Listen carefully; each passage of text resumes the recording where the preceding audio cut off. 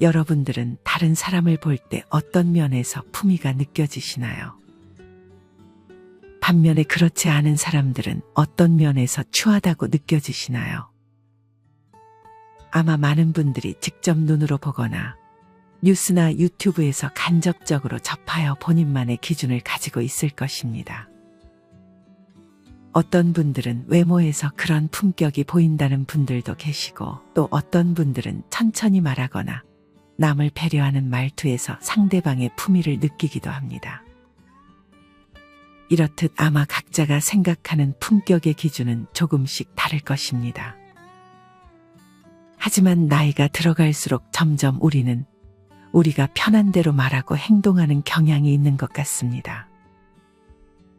이 중 일부는 우리의 품격을 떨어뜨립니다. 물론 어느 정도 선에서는 남의 눈치 안 보고 자신의 기준을 가지고 말하고 행동하는 것은 좋은 것입니다.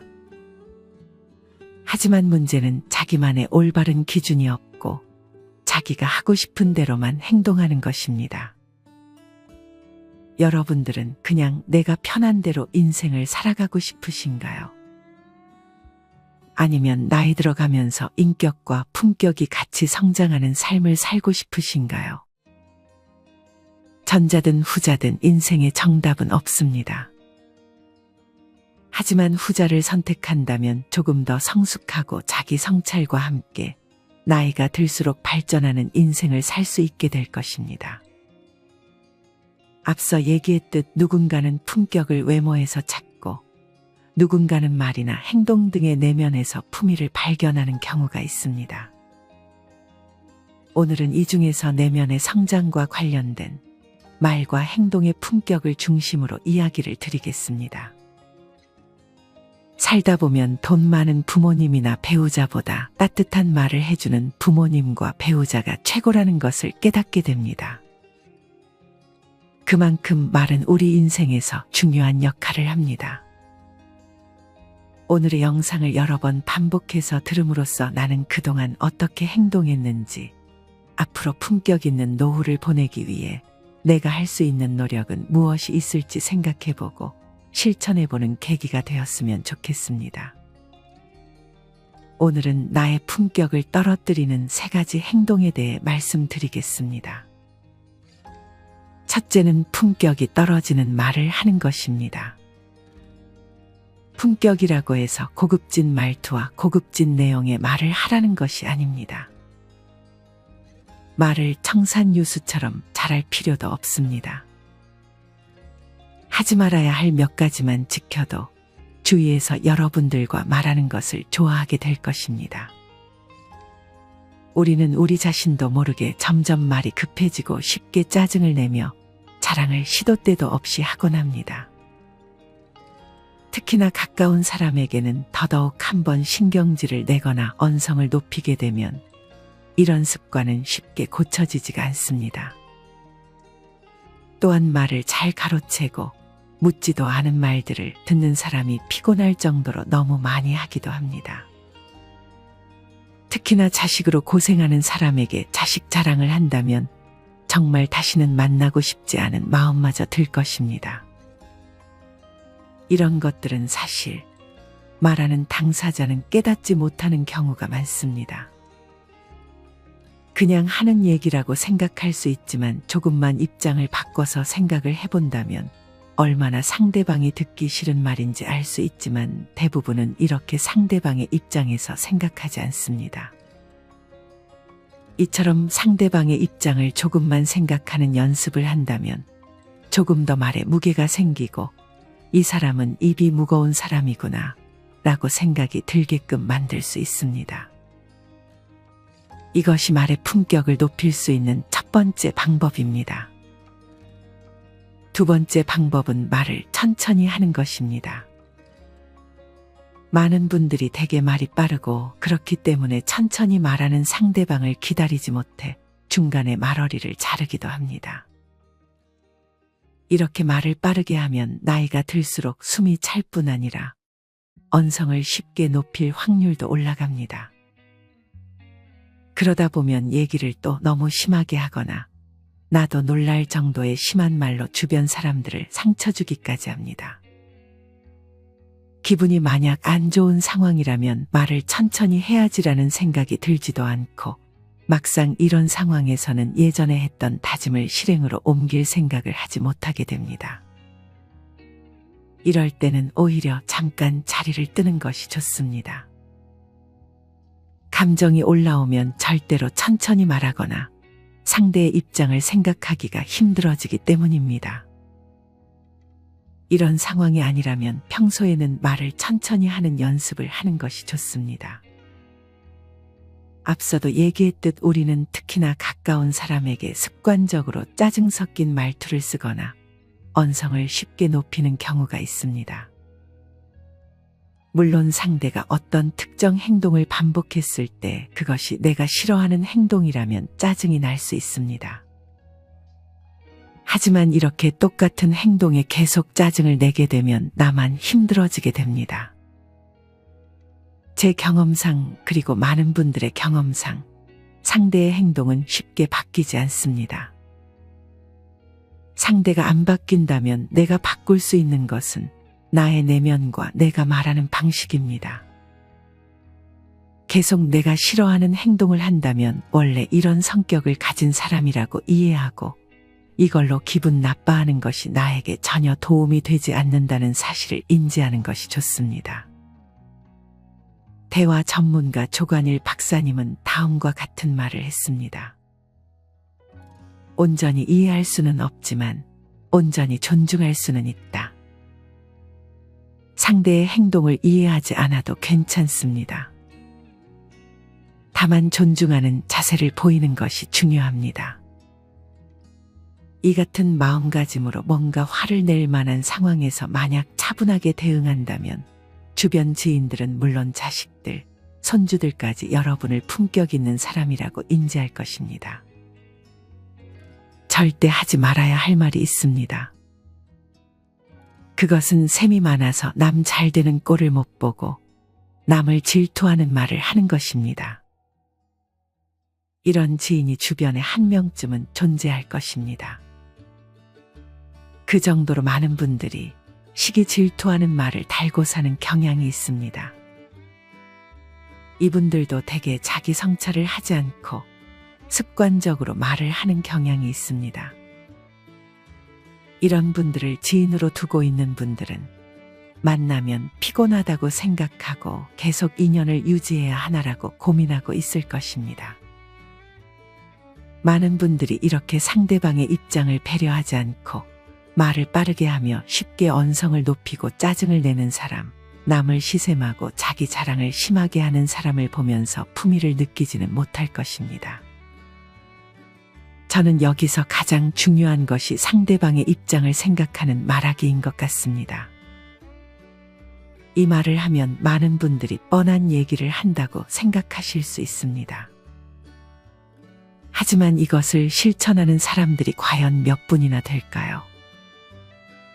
중요한 것은 실천입니다. 제가 하는 이야기는 대부분 여러분들이 많이 알고는 있지만 실천하지 못하는 것들입니다. 그런 것들을 제가 한 번 더 얘기함으로써 한 분이라도 실천을 하게 된다면 정말 좋을 것 같습니다. 다시 돌아와서 이렇게 상대방의 입장을 생각하는 것이 습관이 된다면 이것은 나의 내면에 정말 큰 도움이 됩니다. 마음에 가득한 것이 말로 나오는 것이기에 마음가짐이 가장 중요한 것입니다. 이렇듯 말에 앞서 중요한 것은 마음가짐입니다. 마음가짐을 잘하게 된다면 말에서 자연스럽게 품격이 느껴질 것입니다. 이를 위해 감사하는 습관을 기르고 명상을 하는 것도 도움이 됩니다. 조금 더 나은 방법을 하나 소개해드리면 오늘 하루 성찰의 일기를 쓰는 것입니다. 밤이 되면 오늘 하루 있었던 대화들을 생각해보며 나는 오늘 대화를 잘했나, 부족한 부분은 없었나를 한번 생각해보고 만약 부족한 부분이 발견되었다면 앞으로 어떻게 개선하면 좋을까를 적어보는 것입니다. 이렇게 직접 생각을 글로 옮기는 과정은 대단히 효과적입니다. 그냥 생각에서 그치는 것보다 훨씬 내 행동의 변화를 빠르게 도와줄 것입니다.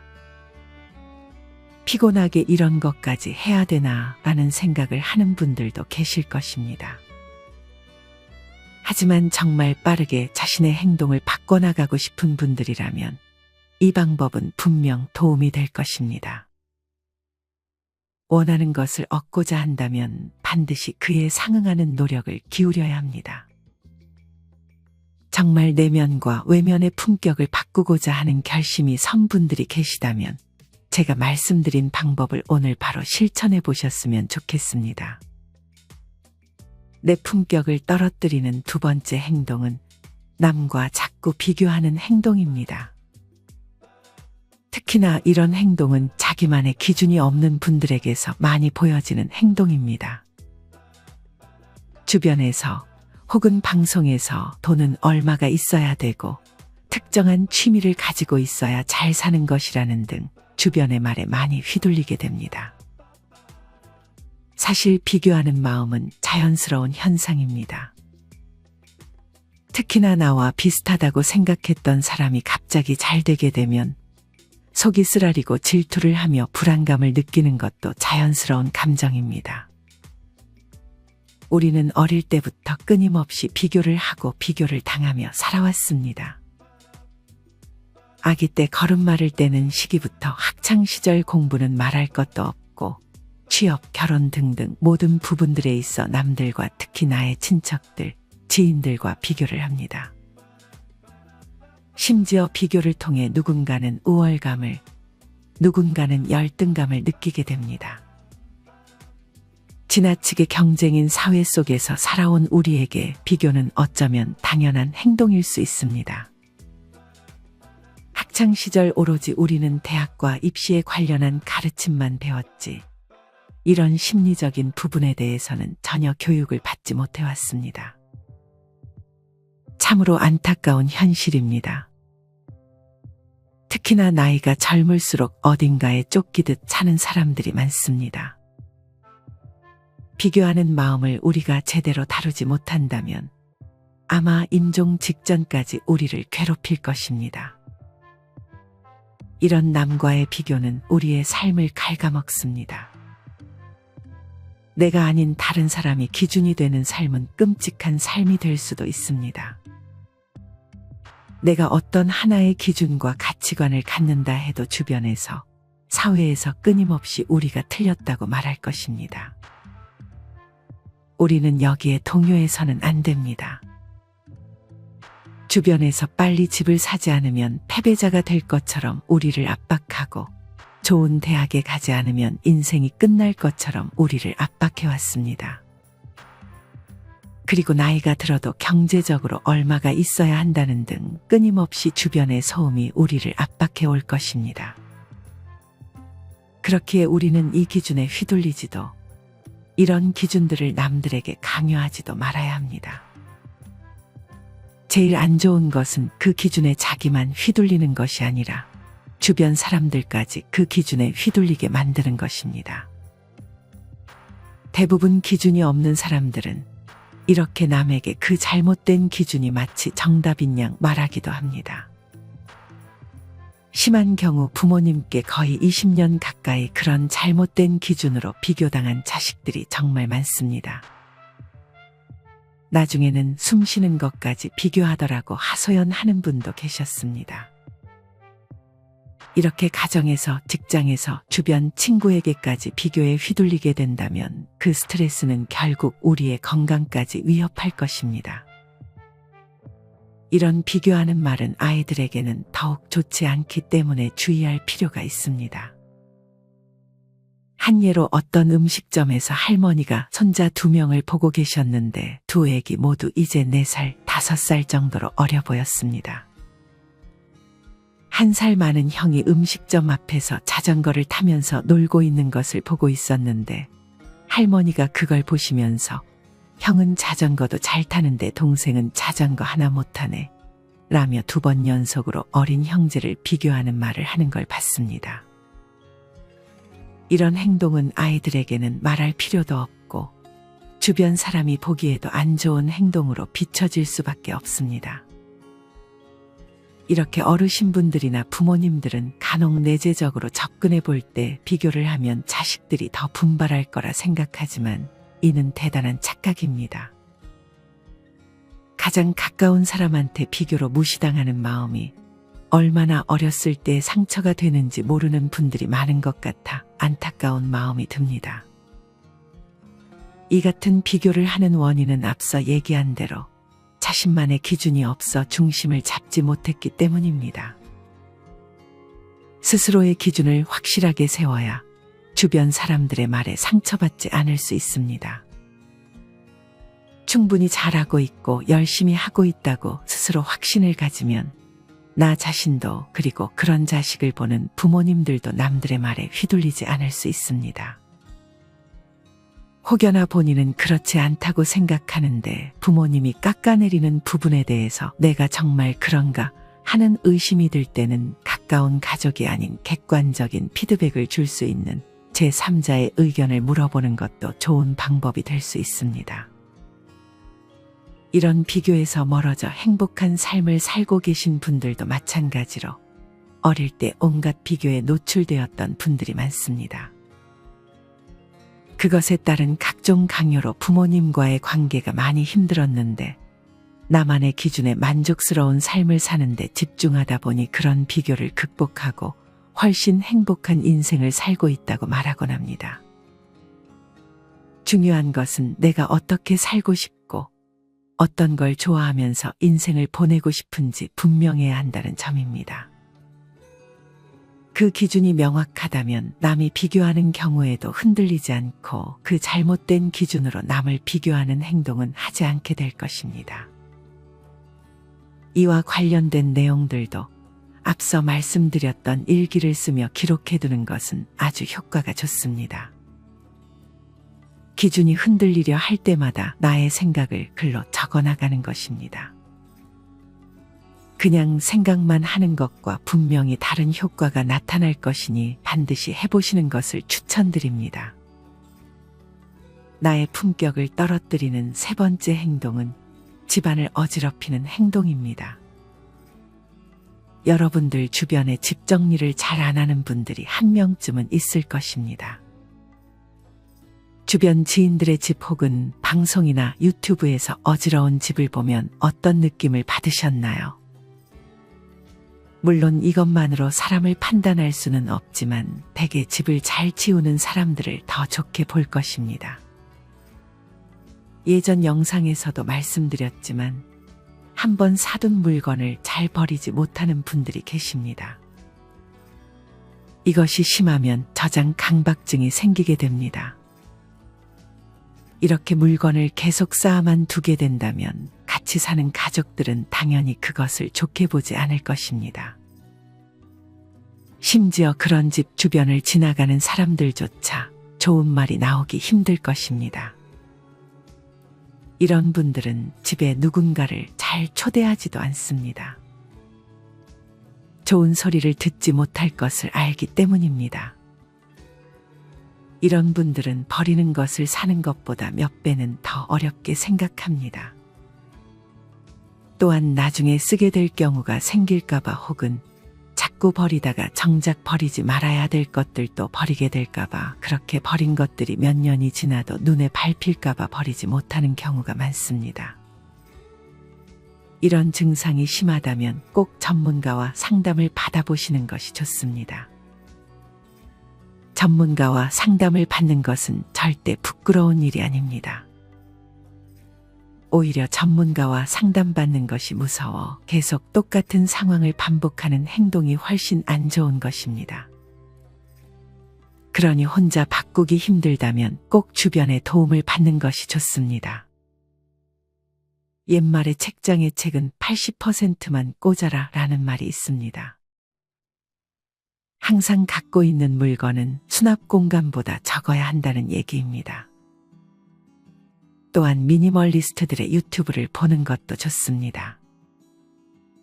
이런 영상을 보면 마음이 굉장히 편해지고 방을 정리하고 싶어지고 나에게 쓸데없는 물건이 많았구나 하고 반성하게 됩니다. 이렇게 내면에서부터 바뀌게 되면 행동으로 옮기는 것이 한결 수월해질 수 있습니다.